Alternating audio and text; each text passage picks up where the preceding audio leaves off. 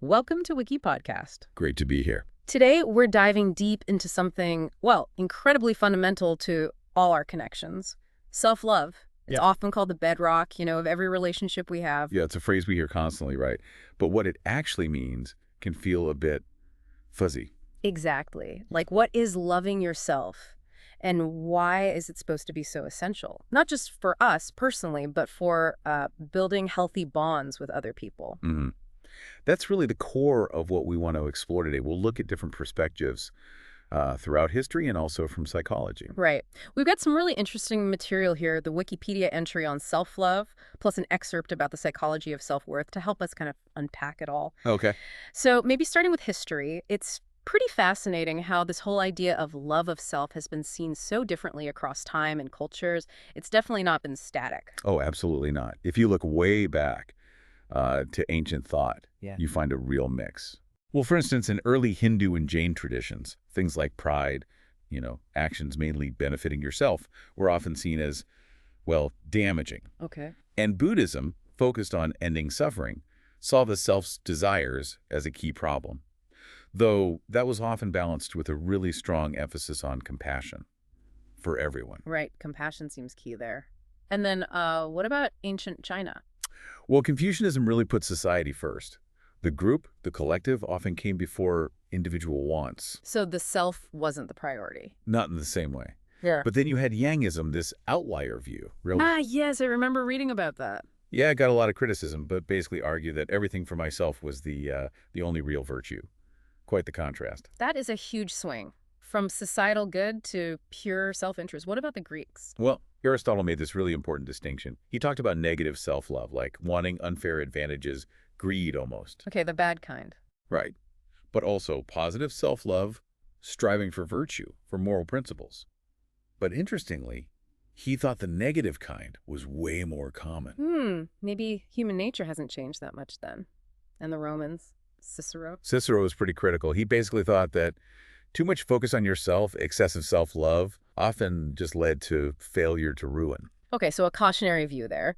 Then, moving forward a bit, religion obviously plays a huge role. A massive role. I mean, Jesus emphasized loving God above all, and then this command for selfless love towards others. Yeah, love your neighbor as yourself, but the emphasis often feels like it's on the neighbor part. Well, and figures like Paul the Apostle and the author of James, they definitely warned against excessive self-love, seeing it as conflicting with loving God. Right. And then in early Christianity, this idea took root pretty deeply. Evagrius Ponticus, a monk, saw pride stemming from this kind of inordinate self-love as a really key sin. The root of other sins, almost. Exactly. It heavily influenced the whole concept of the 7 deadly sins. Pride was seen as the big one. But not everyone saw it exactly that way. Augustine. Right. Augustine offered a slight nuance. He saw pride more as a distortion, a perversion of a normal, maybe even necessary level of self-regard, rather than something totally separate. Interesting. So a corrupted good, maybe? Kind of, yeah. And you see related ideas elsewhere, too. Sikhism identifies selfish desires as these weaknesses that just cloud your judgment, steal your good sense. It's a recurring theme, the danger of excessive self-focus. And later philosophers, Bacon. Francis Bacon had that incredibly vivid analogy, didn't he? Yeah. Condemning extreme self-lovers by saying they'd burn down their own house just to roast themselves an egg. Yes, that definitely paints a picture. Extreme selfishness. Very extreme. But then you get shifts again. Spinoza later argued that self-preservation, looking after yourself, was actually the highest virtue. Okay, a different angle. And Rousseau, he made that really useful distinction between amour de soi, that basic, healthy self-preservation instinct. Unnecessary stuff. Exactly. And amour propre, which is more about needing esteem from others. Yeah. Comparing yourself, seeking validation externally. That difference feels really relevant even today, doesn't it? That internal versus external drive. Absolutely. It really makes you think about where our sense of self comes from. Which leads us nicely into the psychological perspectives. William James, back in the late 19th century. Yeah, James looked at self-esteem through different facets. The material self, our stuff, our body, the social self, how others see us, and the spiritual self, our inner life, our consciousness. So like our self-worth is built from these different parts. That's the idea. It's multifaceted. And then fast forward to the mid-20th century, you get thinkers like Erich Fromm. Fromm's really interesting on this. He really argued for a positive view of self-love. Crucially, he separated it from arrogance or selfishness, For him, it was about care, responsibility, respect, and knowledge of oneself. And he saw it as necessary for loving others, right? Absolutely essential. He argued you couldn't truly love another person if you didn't have that basic care and respect for yourself first. That really ties into our theme today. It totally does. And others followed that thread too. Yeah, Erickson talked about a mature appreciation of the ego later in life. And Carl Rogers, well, he saw regaining pleasure in oneself, that self-acceptance, as a key goal and result of successful therapy. So therapy helping people rediscover that positive self-regard. Precisely. And then maybe more recently, psychologist Greg and Sedekaides define self-love or self-worth pretty straightforwardly. It's your own subjective appraisal of yourself. Do you see yourself positively or negatively, basically? Okay, so it's an internal judgment call. Right. Which brings us to a really critical point. The link between self-love, or the lack of it, and mental health. This is serious stuff. It really is. The American Association of Suicidology, for instance, has pointed to a significant connection between low self-love and a higher risk of suicide. Wow. How did they measure that? Well, a 2008 study they referenced looked at self-esteem in two ways. Self-based esteem, what you believe about yourself, and other-based esteem, how you think others see you. Okay, internal and perceived external views. Exactly. And the conclusion was pretty stark.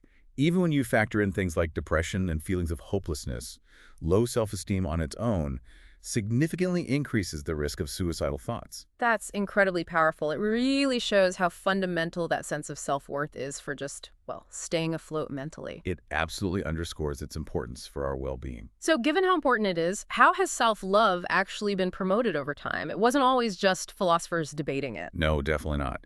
You see active promotion emerge. Think about, say, the Beat Generation, and then the early hippie era after World War II and during Vietnam. Peace and love, right. Right. That whole peace and love mantra was partly about generating positive energy, connection, harmony, not just between people, but with the environment, too. It was a push against negativity, a call for something better. A kind of collective self-care, almost. In a way, yeah. And then you have the feminist movement, especially the second wave. That was huge for promoting women's self-worth. How so? Well, it was about women reclaiming their value, their autonomy. Self-love became a tool to assert equality and challenge patriarchal structures that undermined women's sense of self.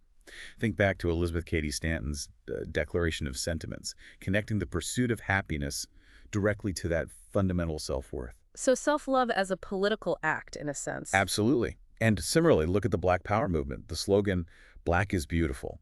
That was immensely powerful. Yeah, a direct challenge. A direct challenge to prevailing white beauty standards. It was about embracing natural features, like the Afro hairstyle, loving oneself in the face of intense societal pressure to conform to something else. A very clear, defiant act of self-love and self-acceptance. These are really powerful examples of collective efforts. What about now, in the modern day? Well, social media is obviously a massive platform now, for better or worse. But it has become a space where mental health awareness is much higher. And there's a push to destigmatize these conversations. You see campaigns focused on body positivity, self-acceptance. Like the Dove Real Beauty campaign. Exactly. That's a classic example. Yeah. Or movements like Slut Walk, challenging victim blaming. Or organizations like To Write Love on Her Arms, focusing on mental health support. They all contribute to this broader dialogue about valuing yourself. So it's an ongoing conversation happening across lots of different platforms. Definitely.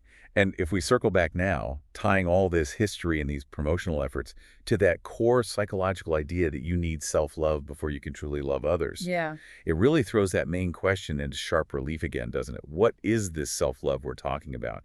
And maybe just as importantly, what isn't it? How is it different from just being selfish or, narcissistic? Right, because that's the worry, isn't it? People hear self-love and think it means being self-absorbed, putting yourself first all the time, no matter what.